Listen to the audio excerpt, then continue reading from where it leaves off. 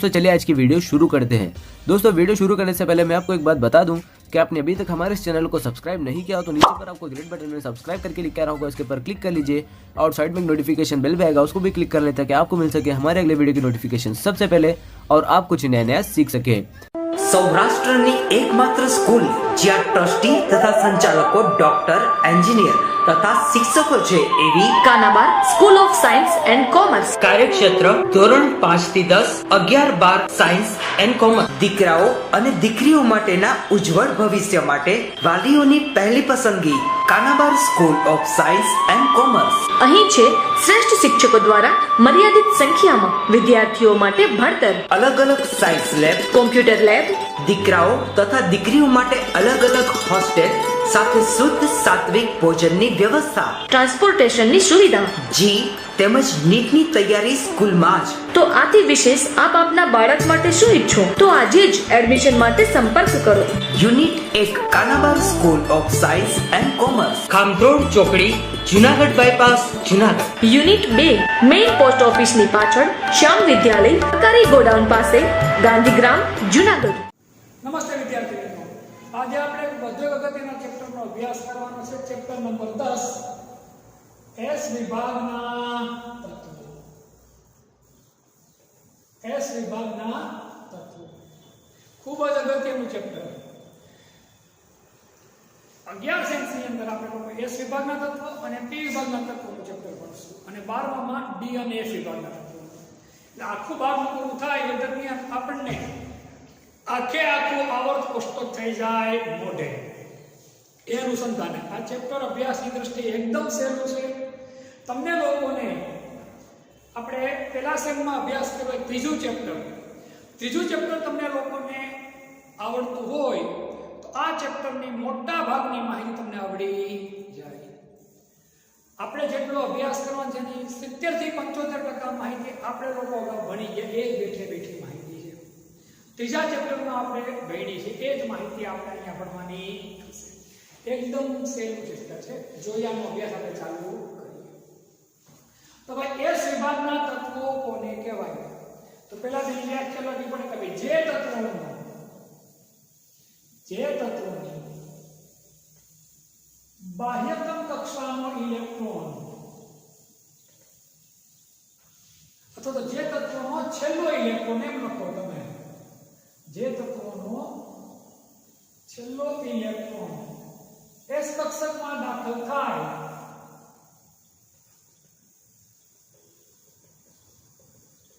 તેવા તત્વોને કયા તત્વો કહેવાય? તો કે એસ વિભાગના તત્વો તરીકે ઓળખવામાં આવે છે। હવે એસ કક્ષકની અંદર વધુ કેટલા ઇલેક્ટ્રોન સમાય? તો કે 2। એસ કક્ષકમાં વધુમાં વધુ 2 ઇલેક્ટ્રોન સમાય। વધુમાં વધુ કેટલા ઇલેક્ટ્રોન સમાય? તો કે ભાઈ 2 ઇલેક્ટ્રોન સમાય।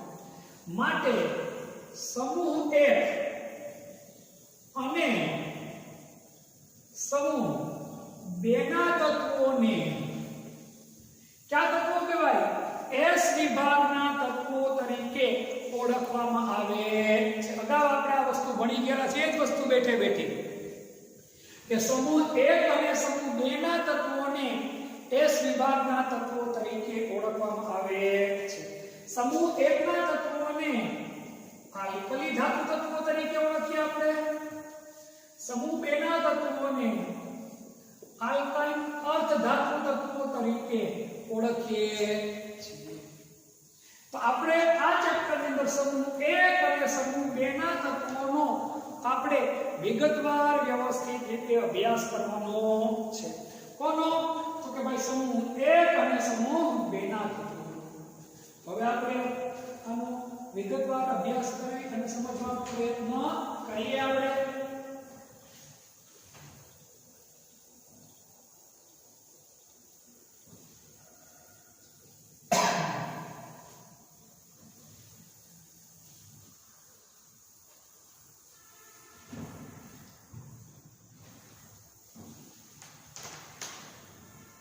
સમૂહ 1 ના તત્વો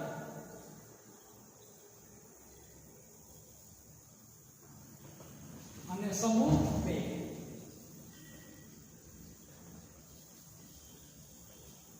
समूह 1 ના તત્વોને કયા તત્વો કહેવાય તો કે ભાઈ આલ્કલી ધાતુ તત્વો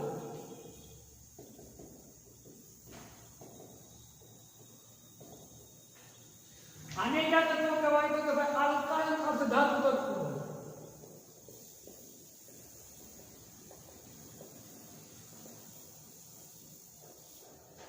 હવે આને આલ્કલી ધાતુ તત્વો શું કામ કહેવાય ખરેખર અત્યાર સુધી આપણે સમૂહ 1 જ ભણવાનું છે સમૂહ 2 આગળ ભણવાની જરૂર નથી પણ એક બે જગ્યા પર એની માહિતી આપણે કામ લાગે એમ છે એટલા માટે મેં અહીં લખ્યું છે સમૂહ 1 ના તત્વોને આલ્કલી ધાતુ તત્વો શું કામ કહેવાય કારણ કે સમૂહ 1 ના તત્વો છે એના હાઇડ્રોક્સાઇડ છે કેવા હોય તો કે પ્રબળ બેઝિક કેવા હોય પ્રબળ બેઝિક એટલે કે આલ્કલી હોય છે માટે આને આલ્કલી ધાતુ તત્વો તરીકે ઓળખવામાં આવે છે આ તત્વોના હાઇડ્રોક્સાઇડ કે ઓક્સાઇડ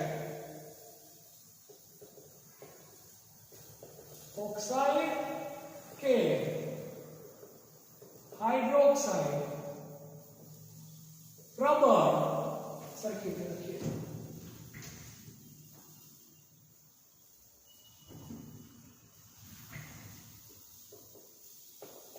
હાઇડ્રોક્સાઇડ પ્રબળ બેઝિક એટલે કે આલ્કલી હોય માટે અને કયા તત્વો કહેવાય આલ્કલી ધાતુ તત્વો આલ્કાઇન ધાતુ તત્વો તો આના ઓક્સાઇડ કે હાઇડ્રોક્સાઇડ બેઝિક હોય અને પાછા કેમાંથી મળે પૃથ્વીના પેટાળમાંથી મળે આ તત્વ ક્યાંથી મળે તો કે પૃથ્વીના પોપડામાંથી ઓક્સાઇડ કે હાઇડ્રોક્સાઇડ બેઝિક હોય પ્રબળ નહીં નોર્મલ બેઝિક અને પૃથ્વીના પોપડામાંથી મળે માટે અને ક્યાં કહેવાય આલ્કાઇન અર્ધ ધાતુ તત્વો તરીકે ઓળખવામાં આવે છે કયા તત્વો તરીકે ઓળખવામાં આવે આલ્કાઇન અર્ધ ધાતુ તરીકે ઓળખવામાં આવે છે હવે સમૂહ 1 ના તત્વો લખીએ આપણે લિથિયમ Li3 લિથિયમ Li3 સમૂહ 2 નું પેલું તત્વ શું તો કે beryllium Pe4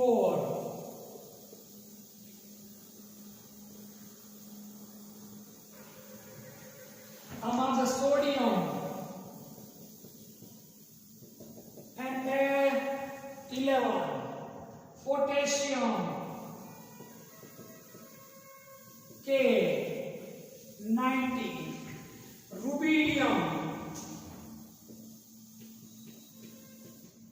Rb 37 rubidium Rb 37 caesium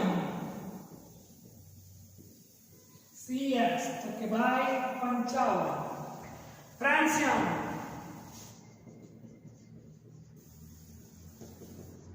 SR કેટલા તો કે ભાઈ 87 કેટલા 87 આ થયા સમૂહ 1 ના તત્વો કોના તત્વો થયા સમૂહ 1 ના તત્વો હવે સમૂહ 2 માં જોઈએ આના પછીના નંબરનું તત્વ હોય સોડિયમ પછીનો છે તો કે ભાઈ મેગ્નેશિયમ Mg12 પોટેશિયમ પછીનો છે તો કે ભાઈ કેલ્શિયમ Ca20 रुबिडियम पछीनो आवशे तो के भाई स्ट्रोन्शियम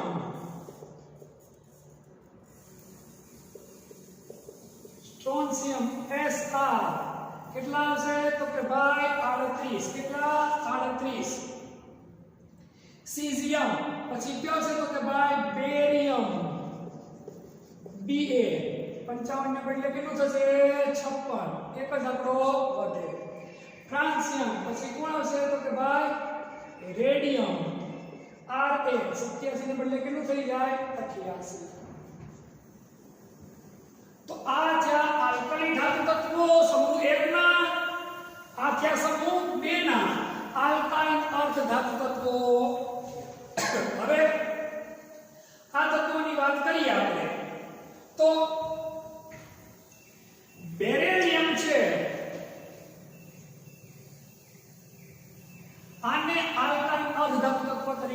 આવતું નથી.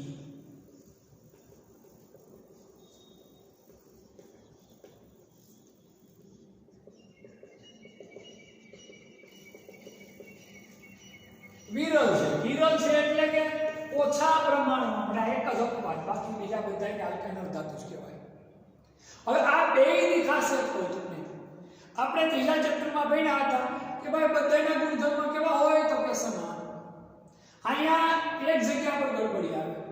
લિથિયમના ગુણધર્મો આને મળવાને બદલે કોને મળતા આવે તો કે આ બધાને મળે. Magnesium, calcium, potassium, barium, calcium. એવી રીતે બેરિયમના ગુણધર્મ આને ન મળે. એને બદલે સમૂહ નંબર 13 માં એલ્યુમિનિયમ એને મળતા આવે. ઈ સંબંધને વિકર્ણીય સંબંધ કહેવાય. કયો સંબંધ કહેવાય?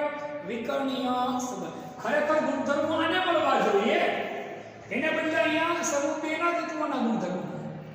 આના ગુણધર્મો આના જેવા હોવા જોઈએ. એટલે આના ગુણધર્મો કોના જેવા હોય તો કે નજીકના સમૂહના તત્વ જેવા હોય. સમૂહ નંબર 13 આવી જાય એલ્યુમિનિયમ ગ્રુપ. એને મળતા એ સંબંધને વિકર્ણીય સંબંધ કહેવાય. આગળ ચેપ્ટરમાં હું તમને આ ચેપ્ટરમાં અત્યારે સમજવા જેવી વસ્તુ તમારે જે છે તમને કહું. આ બંને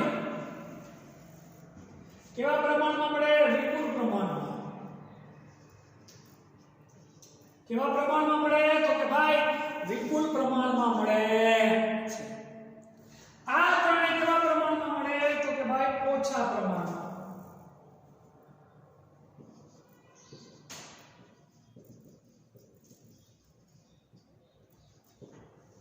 ફ્રાન્સિયમ અતિ ઓછા પ્રમાણમાં મળે.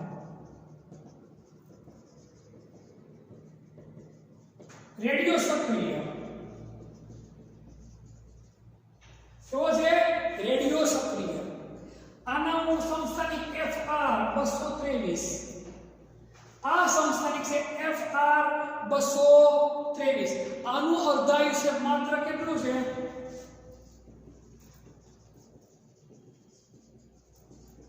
21 મિનિટ છે. આ ખાસ યાદ રાખજો વસ્તુ. કેટલું છે? 21 મિનિટ. કેટલું છે? 21 મિનિટ આનું અર્ધ આયુષ્ય છે. એવી જ રીતે અહીંયા વાત કરીએ આપણે સમૂહ 2 માં.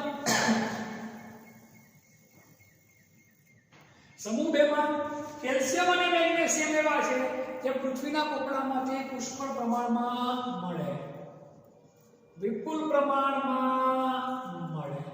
આ તો પૃથ્વીના પોપડામાં 5મા નંબર ઉપર અને આ કેટલામા નંબર ઉપર મળે તો કે ભાઈ 6થા નંબરનું. કેટલામા નંબરનું તો કે ભાઈ 6થામા નંબરનું તત્વ છે. આ બે છે એ ઓછા પ્રમાણમાં મળે. બેરિયમ તો મેં તમને કીધું એમ કેવો છે તો કે વિરલ. એની માત્રા કેવું એકદમ ઓછું, વિરલા કહેવાય. આપણી પાસે વિરલા બહુ ઓછા હોય, ઘેર હોય નહીં. વિરલ છે બહુ ઓછી માત્રામાં મળે. અને રેડિયમ છે અતિ વિરલ, ખૂબ જ ઓછા પ્રમાણમાં મળે.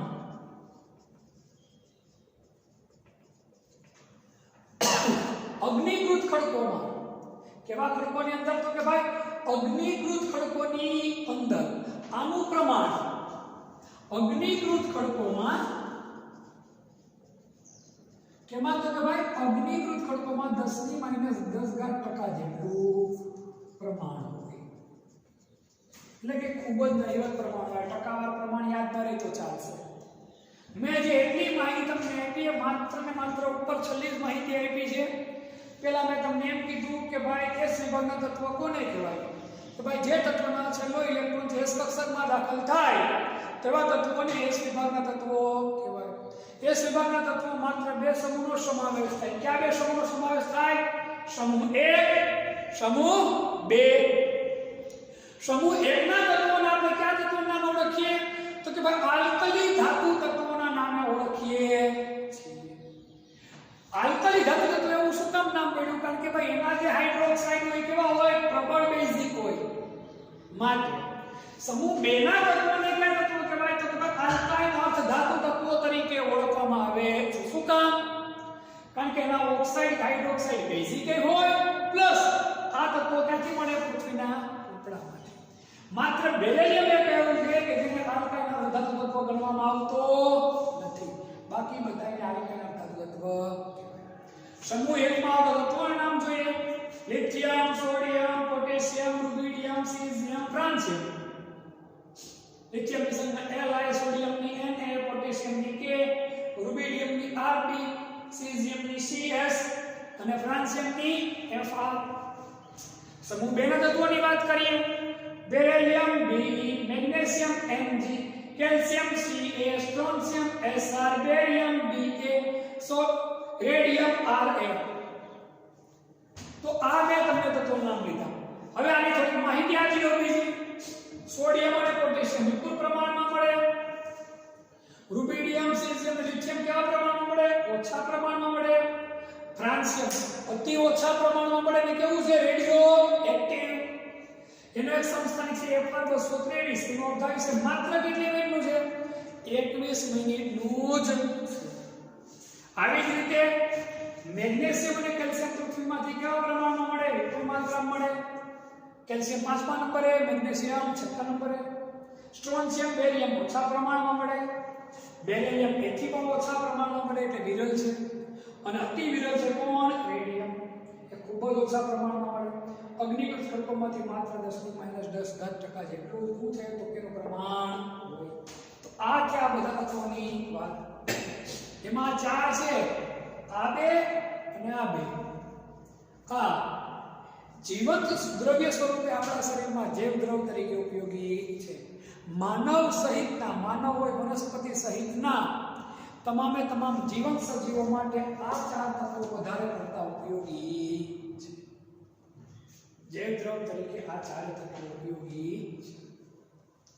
આ થઈ આની નોર્મલ માહિતી. હવે આપણે આની ઇલેક્ટ્રોન રચના ભણવાની થાય સમૂહ 1 ની. સમૂહ 1 ની, સમૂહ 2 ની, બેની ઇલેક્ટ્રોન આપણે ભેગી જ ભણશું કારણ કે કાંઈ વધુ ફેર કરવાનો નથી. ઓલામાં S કક્ષકમાં 1 ઇલેક્ટ્રોન આવે ને અહીંયા S કક્ષકમાં કેટલા ઇલેક્ટ્રોન થઈ જાય? 2. બેની ભેગી ઇલેક્ટ્રોન ના ભણી. અને મારી દ્રષ્ટિએ તમને મારી ઇલેક્ટ્રોનના ભણાવવાની આઈડિયલી જરૂર પણ નથી કારણ કે આપણે લોકોને 1 થી 118 તત્વોની ઇલેક્ટ્રોન લગભગ બધાને તમને બધાને આવડે જ છે. એ જ વસ્તુ હવે આપણે ઇલેક્ટ્રોનના ભણવાનો પ્રયત્ન અને સમજવાનો પ્રયત્ન કરીએ.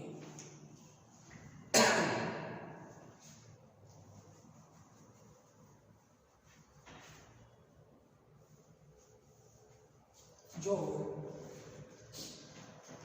લિથિયમ Li3 એટલે શું આવશે? 1s વર્ગ 2s. આમ ન લખી તો આમ લખી શકો તમે. ઊંધા વાયુ 2s. હિલિયમ શું થાય? 1s. આ થઈ ગયા ઇલેક્ટ્રોન. બેરિલિયમ ની આના કરતા એક વધે. 1s વર્ગ 2s વર્ગ. અહીંયા s માં 1 હોય, s માં કેટલા થઈ જશે? તો કે ભાઈ 2. આમ લખો તો સાચું પડે. Helium 2s. આની સોડિયમ ની જોઈએ. 1s વર્ગ 2s વર્ગ 2p6 3s. આમ ના લખવી તો આની Ne3s1. આટલી જે ઇલેક્ટ્રોન રચના છે એ કોની છે? Ne ની. કોની? Ne ની. આ વસ્તુ આપણે સમજાવેલા છે. અહીંયા આના કરતા એક ઇલેક્ટ્રોન વધી જાય. 1s વર્ગ 2s વર્ગ 2p6 3s વર્ગ અથવા તો Ne3s વર્ગ. બહુ સહેલી ઇલેક્ટ્રોન. આ રીતે આપણે યાદ રાખવું, બીજું કંઈ નવું કરવાનું નથી. આનું 19 1s વર્ગ 2s વર્ગ 2p6 3s વર્ગ 3p6 4s. 2 4 16 12 19. એમ યાદ ના રહે તો પછી આમ લખો તોય ખોટું ન પડે. ARA 4s. આની કેલ્શિયમ કરતા એક શું થઈ જાય? વધી જાય. 1s વર્ગ 2s વર્ગ 2p6 3s વર્ગ 3p6 4s 1. એને બદલે શું થશે તો કે 4s2. AR 4s2. કઈ નવી તો આપણે પોતાની બુદ્ધિ મારવાની થતી નથી. હું તો કહું કે આ બાજુનો તત્વ યાદ હોય, 18 નંબરના સમૂહના તત્વ યાદ હોય તો એ લખી અને બાજુ બેગડો મૂકી દેવાય. આપણું કામ શું થઈ જાય તો કે ભાઈ પૂરું. બીજી કઈ પ્રશ્ન જ રે રૂબીડી મારી હજી આ એટલું જોઈ લઈએ આપણે. 1s વર્ગ 2s વર્ગ 2p6 3s વર્ગ 3p6 4s વર્ગ 3d10 4p6 5s 5s जो 2 ने 2 4 ने 6 10 ने 12 ने 6 18 ने 20 ने 10 30 3d10 36 ને 1 37 થઈ ગયા. આને બદલે ક્રિપ્ટોન KR 5s લખો ખોટું પડશે. અહીંયા સેમ આ જ વસ્તુ બધી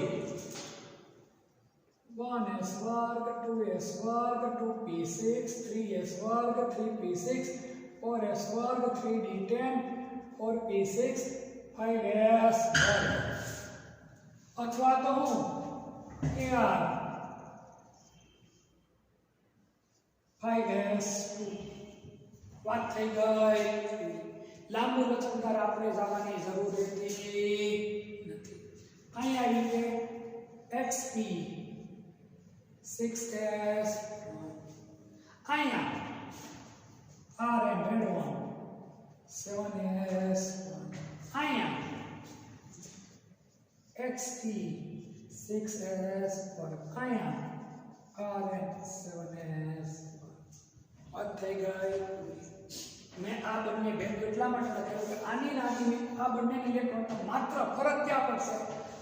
અહીંયા એકડો આવે સમૂહ બેના તત્વો માટે, આ બધામાં શું આવી જશે બગડો આવી જાય. એટલે મેં બંને ઇલેક્ટ્રોનના ભેગી લખાઈ. અને બીજું કે તમને આ બધું ચેપ્ટરમાં ભણી ગયા એટલે આ બધી વસ્તુ આપણને લગભગ હું ત્યાં સુધી આવડતી જ હોવી જોઈએ. તો બહુ જ સહેલી આની શું છે તો કે ભાઈ ઇલેક્ટ્રોનના છે. હજી એકવાર વ્યવસ્થિત જોઈ લો. ઇલેક્ટ્રોનનો ક્રમ આપણે યાદ હોય એટલે બહુ સહેલું. લિથિયમની 1s વર્ગ 2s વર્ગ, બેરિલિયમની હોય તો 1s વર્ગ 2s વર્ગ, સોડિયમની 1s વર્ગ 2s વર્ગ 2p6 3s વર્ગ. અહીંયા આવશે તો કે 3s2. આમ ન લખવું હોય તો અહીંયા જે નિષ્ક્રિય વાળી 10મા નંબરનો તત્વ છે લખી નાખો એટલે પછી કેટલા બાકી રહ્યો એક પાસે. અહીંયા 10મા નંબરનો તત્વ બાકી રહ્યો કેટલા બાકી રહ્યા 2 ઇલેક્ટ્રોન મૂકી. આ રીતે લખો તો કોઈ દિવસ તમારો જવાબ ખોટો પડે. બહુ સારી રીતે ઇલેક્ટ્રોનના ન્યા સ્ક્રીનશોટ લઈ લો આ પોઈન્ટનો પણ. પછી આનું વધુ અગત્યના કેટલાક ગુણધર્મો અથવા માહિતીનો આપણે અભ્યાસ સ્ક્રીનશોટ આનો લઈ નાખો.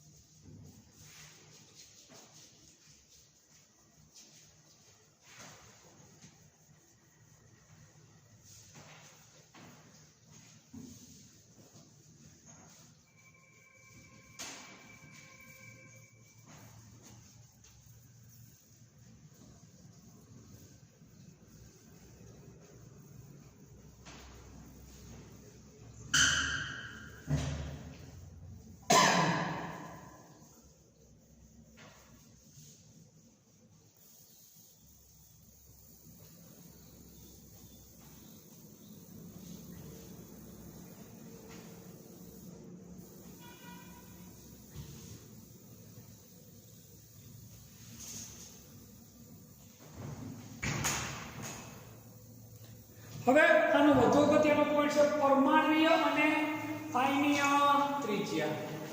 પરમાણ્વીય અને આયનીય ત્રિજ્યા.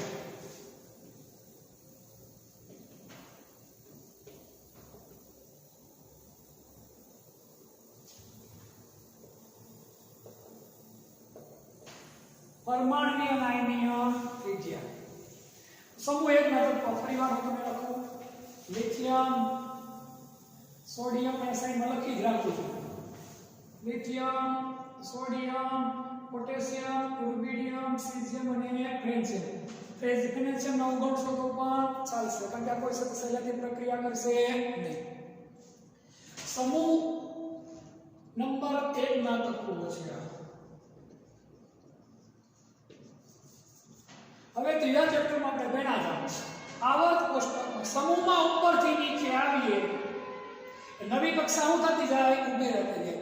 નવી કક્ષા ઉમેરે એટલે પરમાણુય કદમાં શું થાય વધારો. કદ વધે એટલે પરમાણુય નાની ત્રિજ્યામાં શું થાય વધારો. આ યાદ રાખજો, અમે તમને ભણાવ્યું છે બધું. સમૂહ 1 માં પરથી નીચે જતા પરમાણુય અને આયનીય ત્રિજ્યા શું થાય વધે છે. એટલે આના કરતા આની ત્રિજ્યા કેવી હોય વધારે. એના કરતા આની, આના કરતા આની, આના કરતા આની, આના કરતા આની. કારણ નવી કક્ષા શું થાય ઉમેરાતી જાય. આવર્તમાં ડાબી બાજુ જમણી બાજુ એટલે શું થાય ઘટે. આ વસ્તુ જે આપણે ભણેલા છે એ જ વસ્તુ બેઠે બેઠી આવી. મેં તમને કીધું હતું પાઠની શરૂઆતમાં કે ભાઈ તમને લોકોને જો ત્રીજું ચેપ્ટર આવડતું હોય તો આ બધા ચેપ્ટર તમને એકદમ કેવા લાગશે સહેલા. એટલે જ પહેલા સેમેસ્ટરના આ બધા ચેપ્ટર મેં તમને લોકોને બહુ ડીપલી અને ઊંડાણપૂર્વક સમજાવવાનો પ્રયત્ન કર્યો, કારણ કે એ પાયો હતો. અને જો તમારો પાયો મજબૂત હોય તો આ વસ્તુ શીખવામાં તમને વાર લાગે જ નહીં. તમને અમસ્તી જ ખબર પડી જાય મોટા ભાગના ગુણધર્મોની કે ભાઈ આનું કદ વધે ઉપર નીચે એટલે કદમાં શું થાય વધારો. અને પરમાણુની આયનીય ત્રિજ્યા શું થાય તો કે ભાઈ વધે. પછી વધુ એક અગત્યનો પોઈન્ટ છે આયનીકરણ એન્થાલ્પી.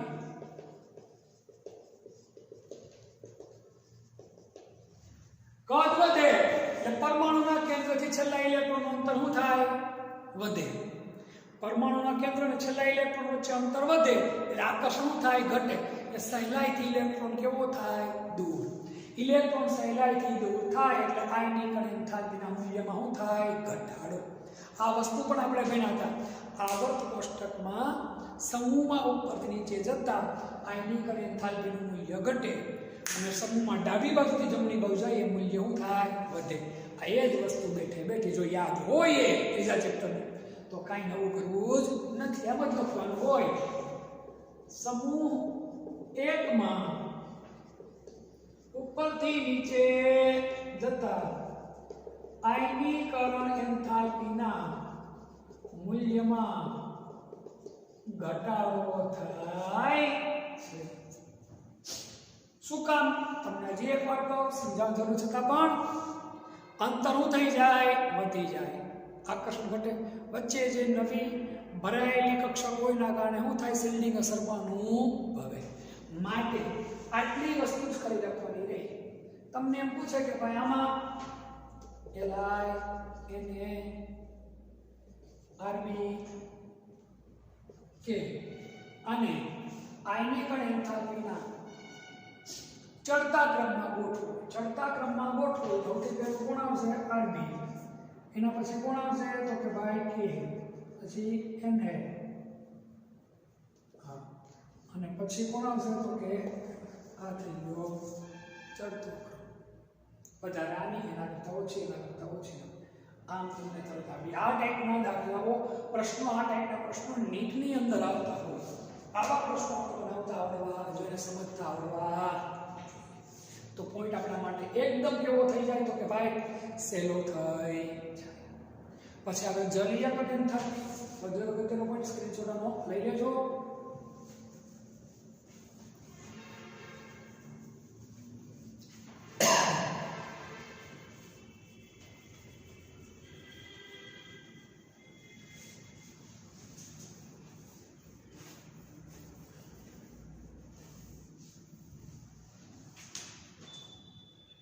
વધુ અગત્યનો પોઈન્ટ છે જલીયકરણ એન્થાલ્પી.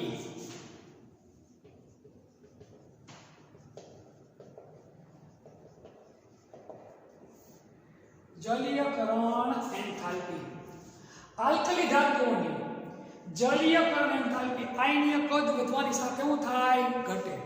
કદ વધે એમ જલીયકરણ એન્થાલ્પીનું મૂલ્ય શું થાય ઘટે. એનો સમૂહમાં ઉપરથી નીચે જાય,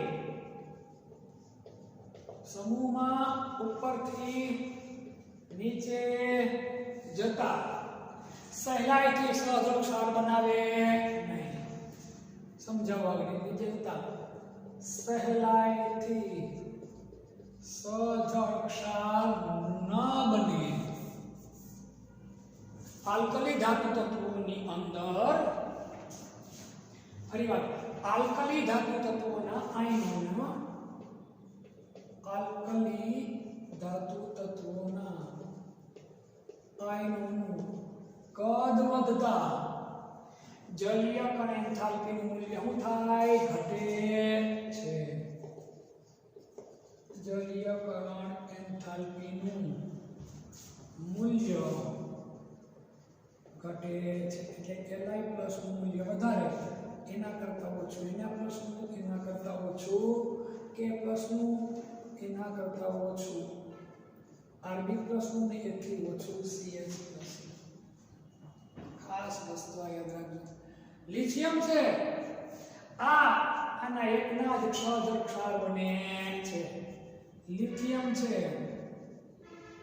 જળયુક્ત ક્ષાર બનાવે.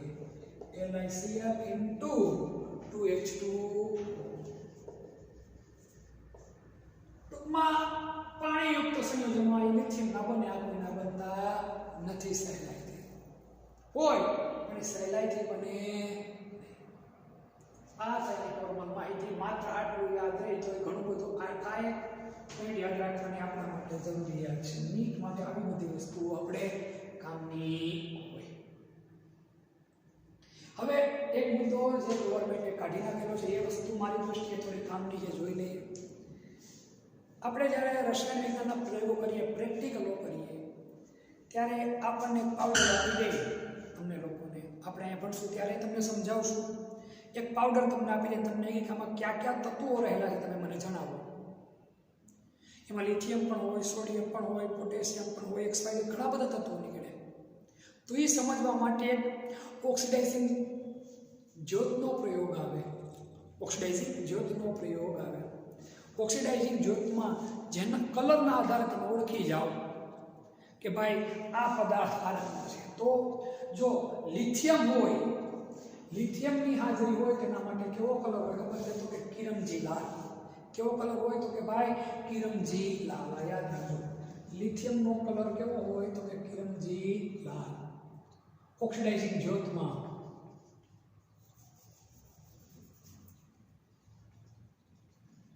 ઓક્સિડાઇઝિંગ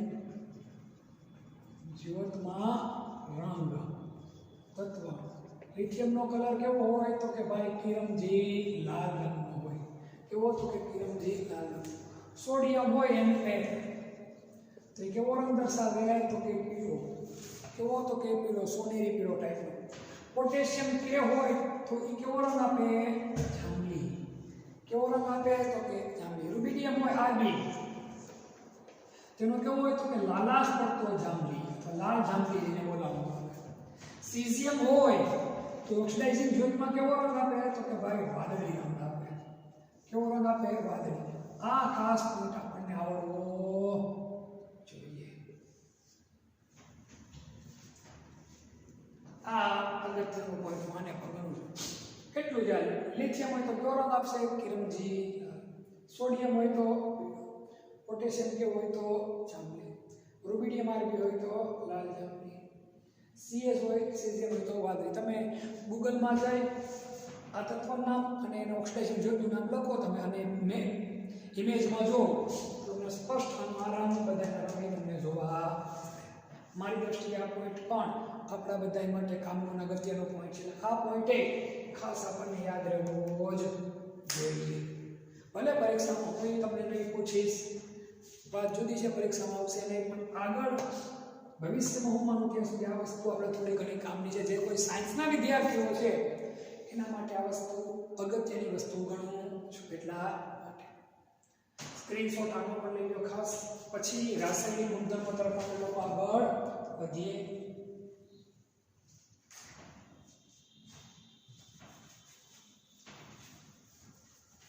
આ હતા એની મૂળભૂત નોર્મલ માહિતી. હવેના રાસાયણિક ગુણધર્મોનો અભ્યાસ કરવાનો. હવે રાસાયણિક ગુણધર્મો આપણે માત્ર ને માત્ર અત્યારે કોના ભણીએ છીએ? તો કે ભાઈ સમૂહ 1 ના તત્વોના. કોના? સમૂહ 1 ના તત્વોના રાસાયણિક ગુણધર્મો આપણે લોકો ભણીએ છીએ. સમૂહ 1 ના તત્વોના આપણે લોકો રાસાયણિક ગુણધર્મોનો અભ્યાસ કરવાનો છે.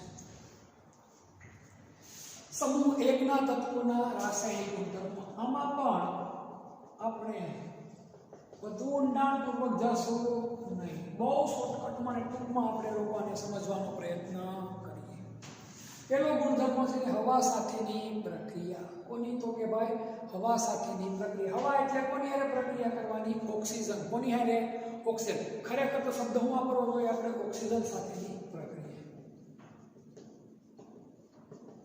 હવા સાથેની પ્રક્રિયા. કોની સાથેની પ્રક્રિયા? તો કે હવા સાથેની પ્રક્રિયા.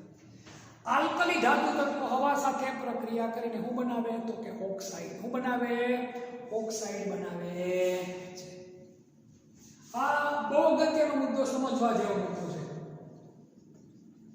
આલ્કલી ધાતુ તત્વો ઓક્સિજન સાથે પ્રક્રિયા કરી જુદા જુદા પ્રકારના ઓક્સાઇડ બનાવે છે. હવે સમજો ખાસ, લિથિયમની વાત કરીએ. પહેલા કોની વાત કરીએ? લિથિયમની. ઓક્સિજન સાથે પ્રક્રિયા કરાવો તો Li2O આવું બનાવે તો કે ભાઈ લિથિયમ ઓક્સાઇડ. આ નોર્મલ ઓક્સાઇડ બન્યો. આ કેવો ઓક્સાઇડ બન્યો? નોર્મલ. સોડિયમ છે એ ઓક્સિજન સાથે પ્રક્રિયા કરીને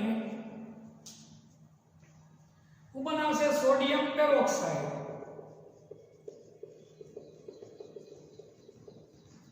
આ પેરોક્સાઇડ બન્યું. એના સિવાયના બાકીના 3 potassium, caesium, rubidium. Potassium, rubidium, caesium ગમે તે કરો, ખોટું પડશે નહીં અત્યારે. આ ઓક્સિજન સાથે પ્રક્રિયા કરી કે O2, RbO2, CsO2 આવું જા સુપર ઓક્સાઇડ બનાવે. સુપર ઓક્સાઇડ બનાવે. મેં તમને કીધું ને સુપર ઓક્સાઇડ ઓક્સિડેશન કેટલો હોય? -1. અહીંયા -1 અહીંયા -2. આ ખાસિયત છે આ તત્વની. સમૂહ 1 ના તત્વો. આવી ખાસિયતો બીજા કોઈ ધરાવતા નથી.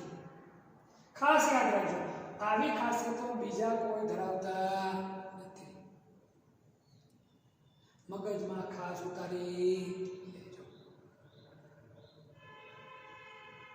હવે વધુ અગત્યની એમાં વાત કરીએ, હવાની વાત કરીએ એટલે અમે નાઇટ્રોજન સાથે. લિથિયમ એક માત્ર એવું તત્વ છે, માત્ર એલાય લિથિયમ જ હવાના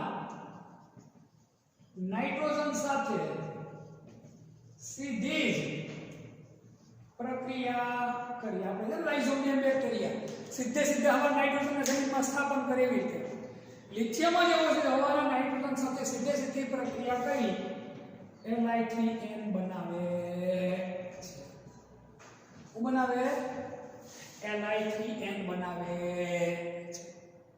બીજું, આલ્કલી ધાતુ છે એ પાણી સાથે જબરદસ્ત રીતે પ્રક્રિયા કરે એટલે એને કેરોસીનમાં રાખવામાં આવે. એ તો મુદ્દો હું તમને નેક્સ્ટ લેક્ચરમાં લઈશ. આજે આપણે સૌથી અગત્યનો પોઈન્ટ, રાસાયણિક ગુણધર્મોમાંનો પહેલો પોઈન્ટ, હવા સાથેની પ્રક્રિયા. તો આલ્કલી ધાતુ તત્વો ઓક્સિજન સાથે પ્રક્રિયા કરી અને જુદા જુદા પ્રકારના ઓક્સાઇડ બનાવે. દાખલા તરીકે લિથિયમ ઓક્સાઇડ છે નોર્મલ, Na2O2 છે કયા સ્વરૂપે હોય? પેરોક્સાઇડ સ્વરૂપે. બાકીના ત્રણેય કયા સ્વરૂપે છે? તો કે ભાઈ સુપર ઓક્સાઇડ સ્વરૂપે છે. આ પોઈન્ટ આપણે ખાસ આવડવો જોઈએ. આ સિવાયના આલ્કલી ધાતુ તત્વોના બીજા કેટલાક રાસાયણિક ગુણધર્મો પણ આપણે ભણવાના છે. ખાસ કરીને પાણી સાથે પ્રક્રિયા, હાઇડ્રોજન સાથે પ્રક્રિયા, હેલોજન સાથે પ્રક્રિયા, આ બધા જ ગુણધર્મો છે. રિડક્શન કરતા તરીકેની ખાસિયત, એમોનિયા સાથેની ખાસિયત, એ બધી માહિતી આપણે લોકો નેક્સ્ટ લેક્ચરની અંદર અભ્યાસ એનો કરશું.